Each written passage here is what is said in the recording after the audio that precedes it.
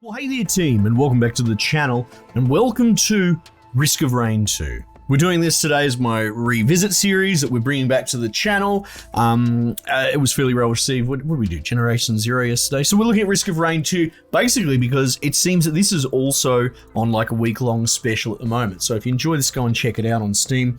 I believe it's like 50% off, something like that. So Risk of Rain 2, full disclosure. One of my favorite games, especially at the moment. I play this almost daily in my downtime. I'm enamored, I am biased as buggery, so it is a great excuse for me to show this off. What is it? Well, it's a roguelike game. Run-based and very heavy on the power creep, right? You can have a run go from half an hour to an hour. We'll see how we go today. Something like, but you know, once it gets out to an hour, you start to die, basically.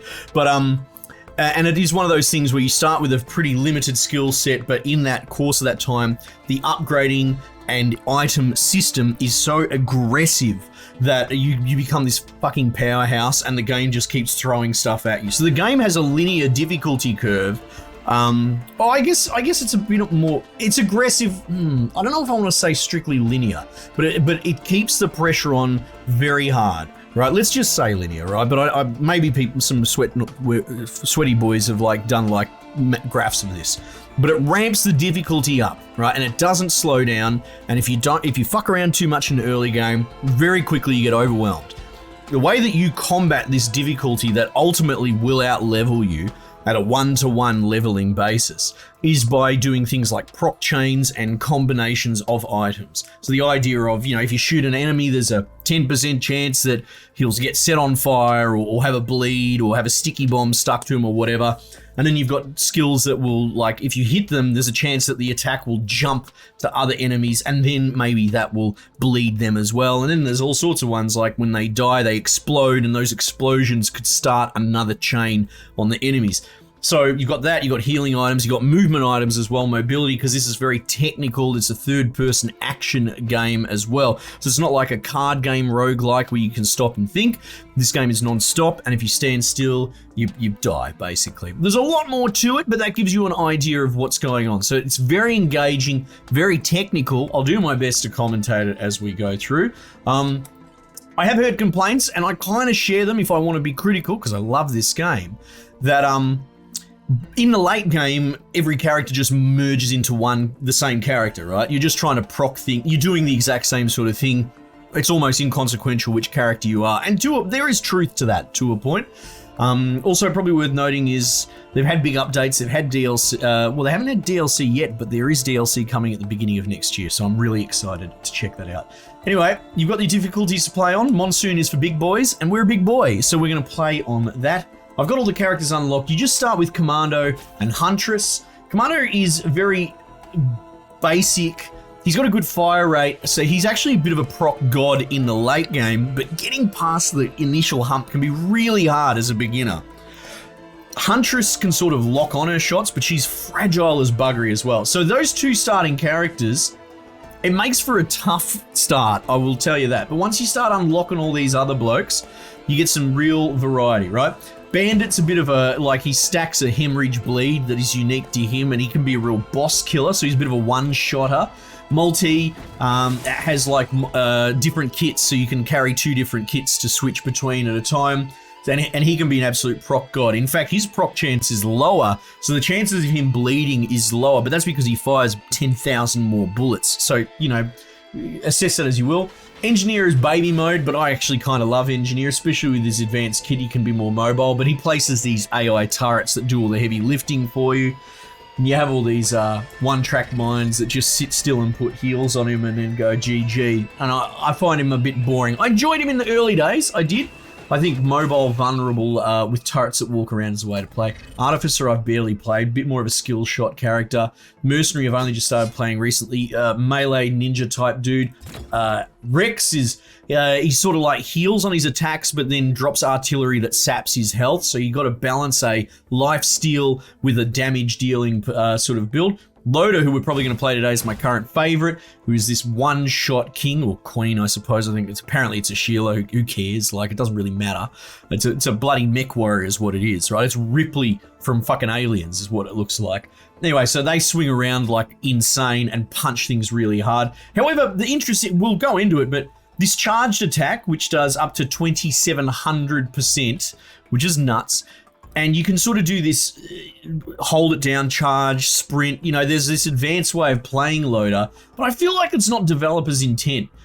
Because if you have a look here, Loda has this. Immune to fall damage, which makes sense once you see. Striking enemies with Loda's gauntlets gives a temporary barrier. I feel like the developer's intent is that this is supposed to be a left-click hero that just stays on the enemy and keeps generating a shield on hit, so attack speed. But a lot of people play Loda as a one-hit cannon. Same, I do it quite a bit as well. We'll see. Maybe we'll left-click today. Who knows? Accurate, I barely play. One of my mates does a lot. He sort of does a poison dot and jumps around. And then you've got this captain bloke who drops airstrikes on people. Like, he's pretty soft and gentle. A lot of his ability is in utility. Anyway, we're going to give Loda a go, but for the most part, the core of what most people play is big attack speed, get those crits up.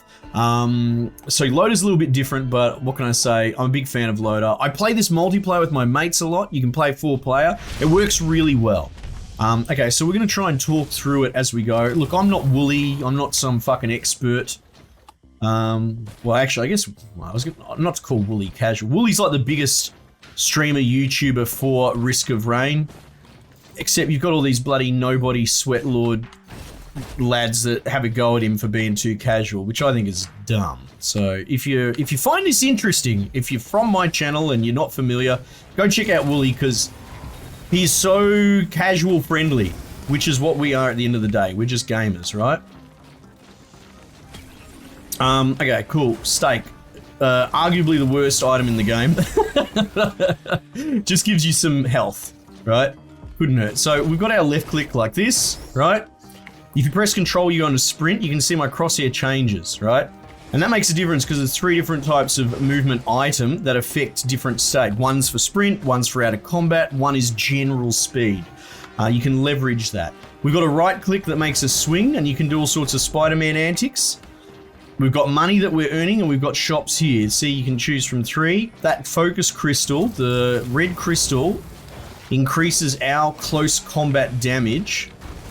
Now this is the big attack that we're doing. We're charging here. There we go. And then we've got this little thing we can throw out which sort of just zaps enemies, which is helpful against aerial enemies like him because it's quite hard to punch them, right?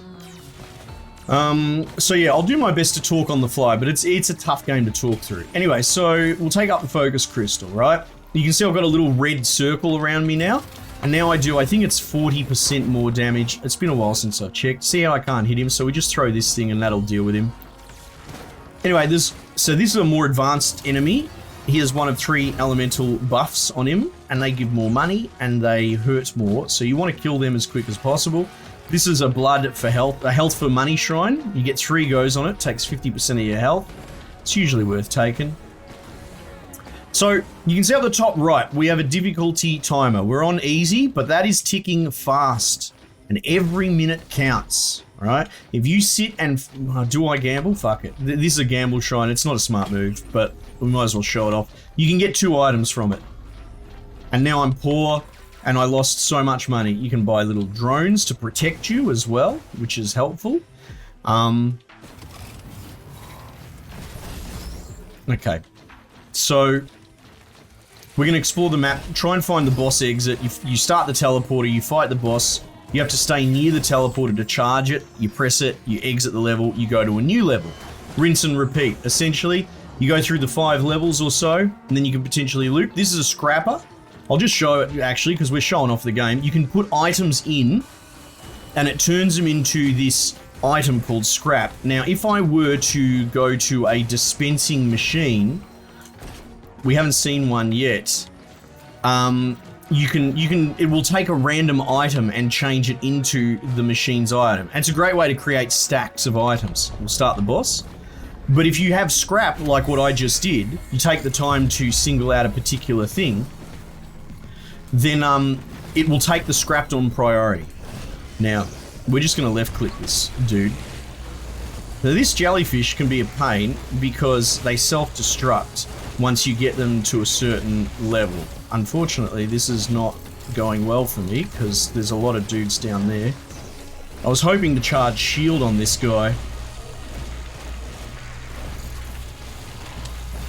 but I brought too many adds with me. Oh, this could kill me actually. Let's be... Okay, no, we're alright. Though he's just going to keep doing that, and all those adds are shooting me, which is not good. So, we need to be careful here. So we've killed the boss. We've got his Genesis loot, which we might need actually. So that self-destruct is the boss item.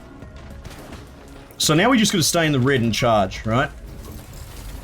Stay away from that guy's one shot for the moment.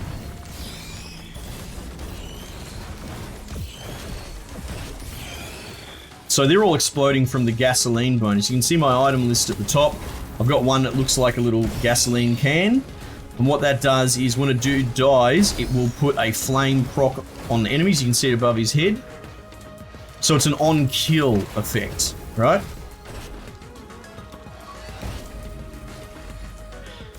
So this is probably a good time to just really quickly explain how Loader's main sort of attack that everyone does. You press shift, you press and hold shift, and you can see it charges up like that, right? You can see I'm really slow. You let go, bang, does 2,900 damage or whatever it was, right?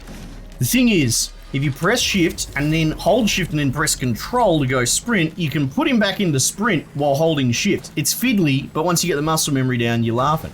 So now I can actually move around at sprint speed with this thing fully charged. You can get all sorts of crazy shit going.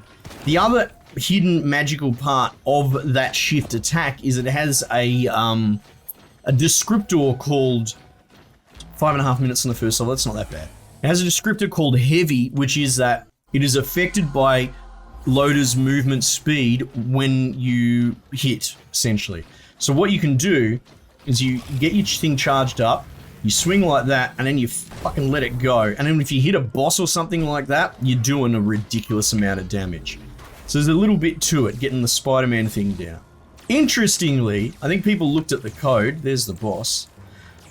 It's not vector specific, right? So if I swing like this, you know, my direction, my speed is, you know, you could put a vector in 3 dimensions on my speed at that time. It doesn't matter. It is actually, I should say velocity. I shouldn't say speed, but let's not get into that.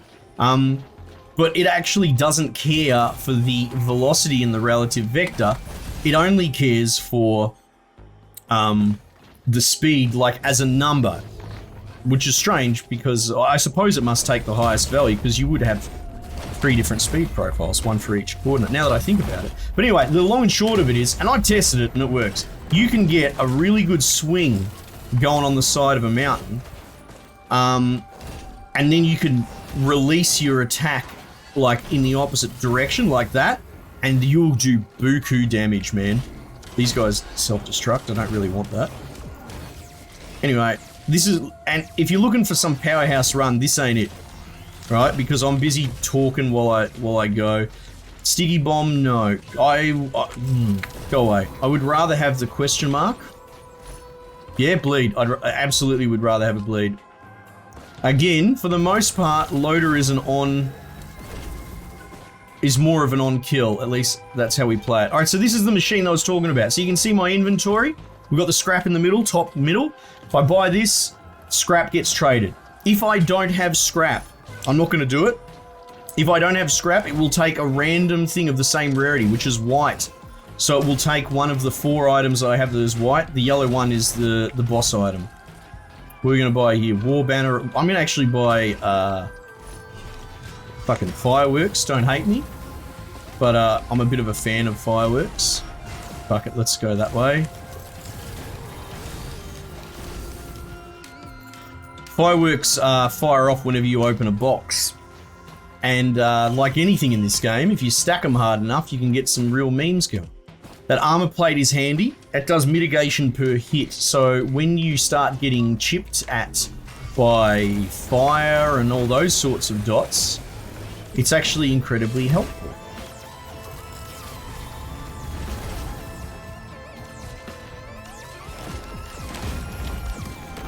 Okay.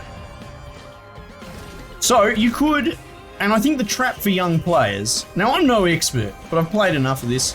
Backup mag gives me a second go on my right click, so I can swing like that, I can let go and I can swing like that straight away. Maybe? No, I have to wait for the charge. You can see it cooling down the bottom right. Now I have 2 charges, so I can go swing, swing. The trap is farming the whole map, right? Especially in the first, let's say, 3 maps.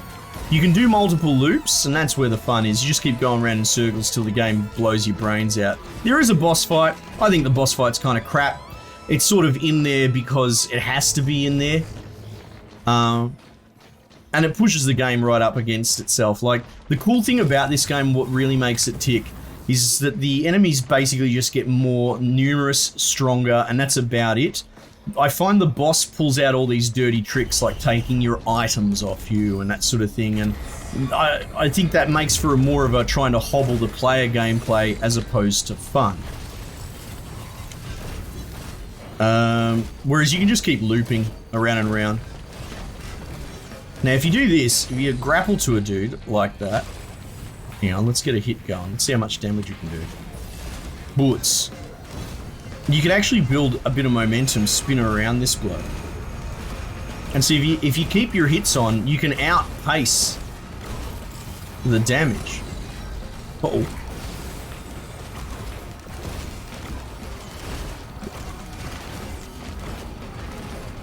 See, now you build this momentum, and then you fucking unleash it.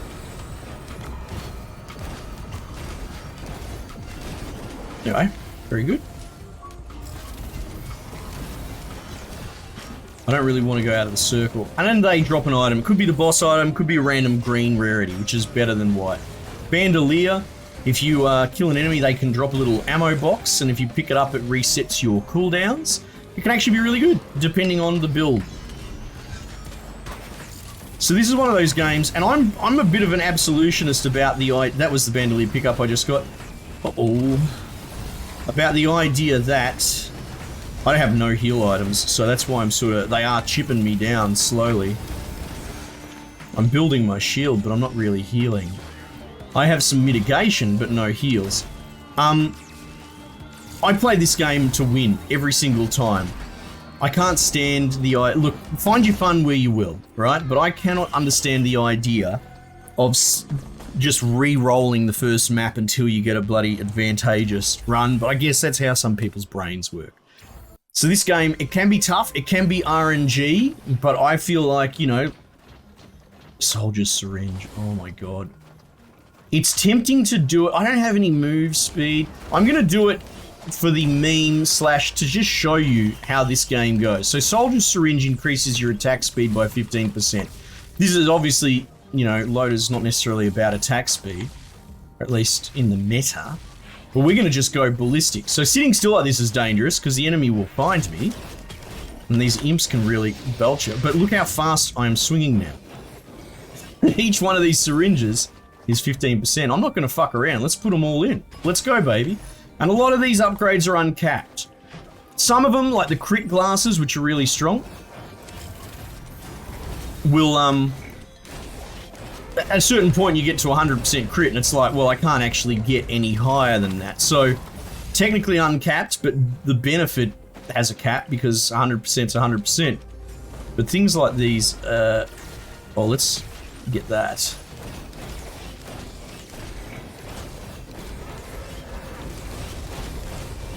So I'm not really doing a lot of damage to him, but the point is to show off how memey some of these builds can get. Alright, there's a scrapper. So we're on level 3 here. There's all sorts of cool little secrets. So if you were to... Did I clip one? Yeah.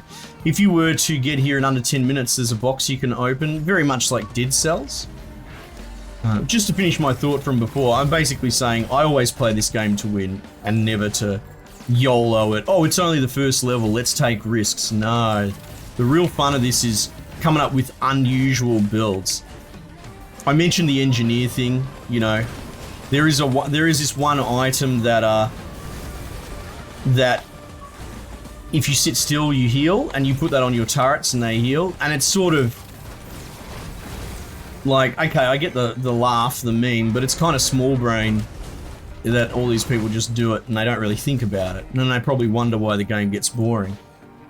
I feel like coming up with unusual builds because you are forced to, out of necessity, is the most fun this game ever is. All of a sudden you're on a god run and you've got bloody 20 fireworks or something like that, you know? It's the best way to play it. I think if you start trying to min-max this in spreadsheets outside of the game too much, you're missing the fun. Whoopsie daisies. I was going to gamble on that, we might as well. Oh, actually, is that a big chest over there? I think it is. 240, oh. Okay.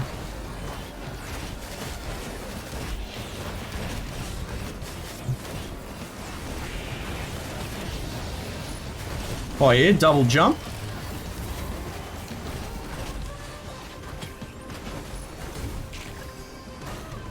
Alright, let's boss.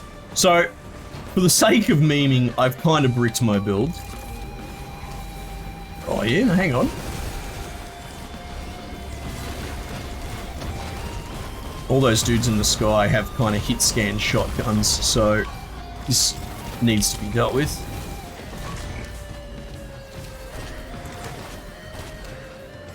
Alright, let's hurry up and boss. Yeah, so the temptation is just to loot everything. Crowbar is going to be helpful.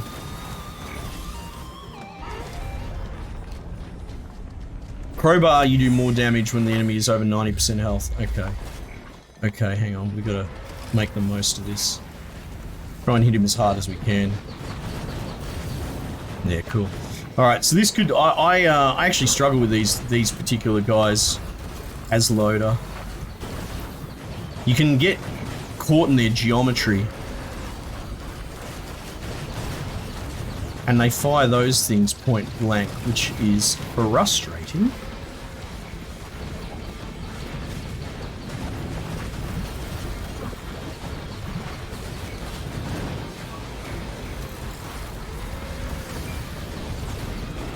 Yeah, so he's going to go into a heal state. Oh god. Lucky I've got that Genesis loop. Holy shit. So we're going to run away. 20 seconds on my ultimate. So you can pick up the orange items, which give you like a rechargeable piece of kit. Oh, Jesus. Went under his legs. So you just got to be a little bit careful with these blokes as loader. Each character sort of has his weakness. Oh, oh yeah? Let's fucking try that on. So see how he's down there in green? He's healing. Fuck, I probably shouldn't have done that. Oh, it's on now, bugger it. Bugger it, bugger it, bugger it, let's just maintain. Look at the shield starting to go up, so you can get some memery going. Nice. So wax quails are my favourite mobilities. See, my jump pushes me forward just a little bit. It makes farming and just getting around the map a little bit easier. 17 minutes, so that slowed us down a fair bit. Especially when there's two of them like that. Like, the amount of times I've got pinched between them, because they do that up and down motion. But that's more of a loader problem, I guess. Anyway, let's go. Let's blow this run out a little bit. Once you get up to this level, and they're all different random levels. It's not always this level in 4th, but there are a bunch of levels that can be in 4th, right? This level you'll have like an expensive hidden chest. All these cool little, it's like Dark Soulsy, all these little bits of lore that you got to figure out for yourself. Is that a Wisp printer? I really want that. I really do not want to lose my wax quail. Right, so we're going to try and remember that that's there, and what we want is a scrapper for to put a green in, essentially. So there's little pink mushrooms on this map. and they will tell you where there's this golden chest, and it gives you a guaranteed red item, which is the highest rarity of random items. Yeah, so see how we're generating all that shield? Sort of gives you an idea of how I think the developers intended for Loader to play. I thought I bought you.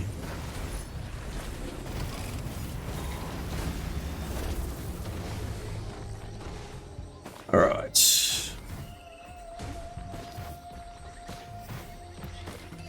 So the gold chest, it depends on what time you get to the level, but it's probably going to be like $3,000 or $4,000.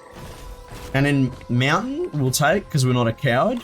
Mountain doubles the strength of the boss, so often that manifests as 2 boss, but it'll potentially give him an elemental bonus, depending. There's my mushrooms there. Alright, so if you go down here, 3,300 bucks. And so this is where, at least, you know, in my experience, not the... See now, bosses just randomly start spawning. So the game starts to really stack it against you. This is... Me and my mates, we tend to rush to this level. And then we'll farm this level and the next level, basically. And then you loot, and you do the same sort of thing. It's a shame I'm not one-tapping them. Fuck, I might have to fight that boss.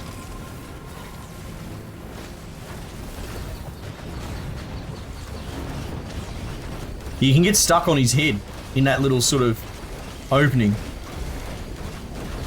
I might just grind this down for the moment.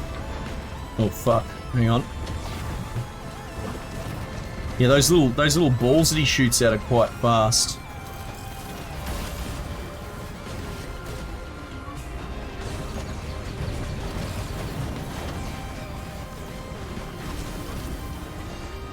That green wisp is a bit of a one-shot king as well, so you got to be careful of that. Well, we might be cooked here. Bugger it, I'm going to commit until he goes into heal state, which he might be doing. Yeah, in which case I don't want to be part of that. Oh, there's another mountain. Let's go. Let's go big, boys. This might be the end of the video. I'm going to roll the dice on this. Don't take my wisp. It took my fucking thing, my wax coil. Alright, so Wisp is a pretty powerful item, right?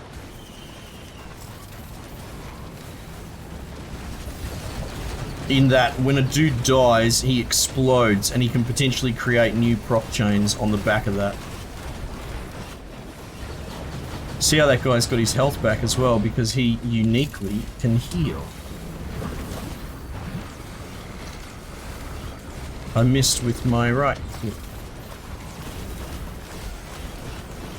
Yeah, so you can sort of see I'm struggling to do enough damage. I mean, I can still one-shot some of the stuff, but I just... Loaders... You take Loader because you want to be really dumpstering the bosses. And we're not really doing that. It might be because I took bloody 10,000 syringes. Can I outfight his heal? Uh-oh. There's a lot of heat coming down on me.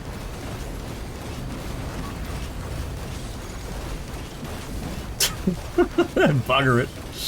But that's the thing. That's most people, if you look it up, how do you play Loader? Not like this. But we're getting away with it because we sort of built it that way. Anyway. That was a thing just then. And that wisp is still going. Jesus.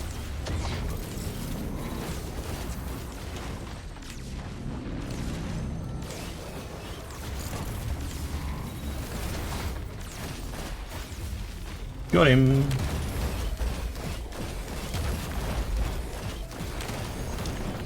Okay. Where are we at? 2,700? We've almost got enough for that chest. Oh, missed him. I aimed at the wrong thing.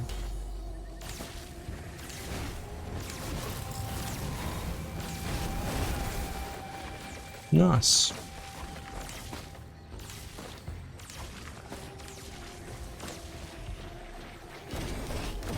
You gotta be careful, those things that they drop on the ground do an exceptional amount of damage. See, I need more move speed because those dudes kind of just walk out of your range, which is frustrating. Yeah, I should left click more often.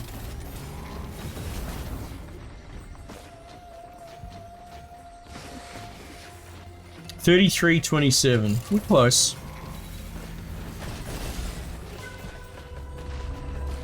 Oh, I've actually got exactly the amount. Uh-oh. He nearly one-hit me then. What do we got here? Give me a Tesla coil. Ceremonial dagger, I'll take it. I'm not excited about this. Oh, go on then. So that's just gonna keep procking. You know what? I have no health. Oh no, I've got my slug.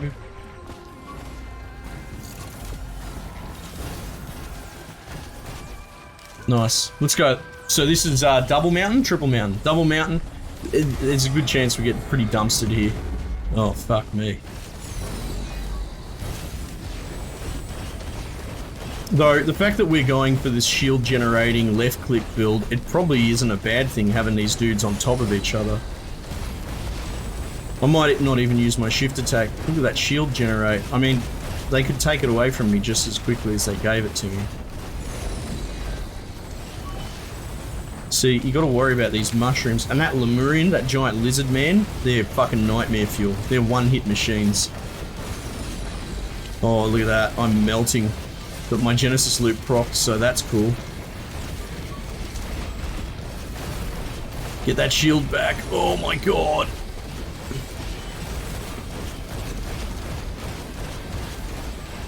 See, now we're just getting meme levels of shield.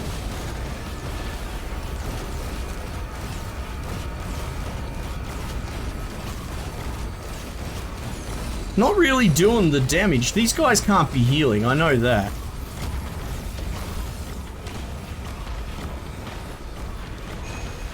Now I'm stuck underneath. I'm still attached to them. There we go.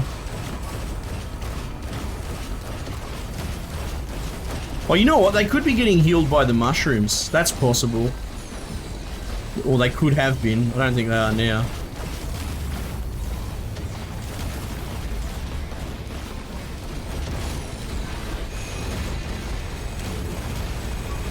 Oh shit, that melted me.